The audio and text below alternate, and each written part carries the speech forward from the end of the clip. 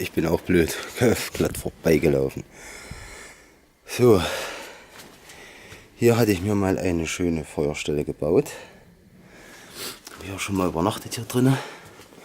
Kann man sich ganz gemütlich machen. Hier ist auch trocken. Wenn es richtig regnet, es tropft. Teilweise mal von der Decke, aber so. Ein Material für die Spießer. Feuerholz. Das Feuer anhab. Suche ich mir dann gleich noch was hier. Wenn man sieht es nicht viel. Jetzt muss ich die Feuerstelle schon wieder aufbauen. Das ist schön, hat man eine schöne Höhe hier und ja, brennt auch nichts an. Also hier ist, es ist auch ordentlich nass.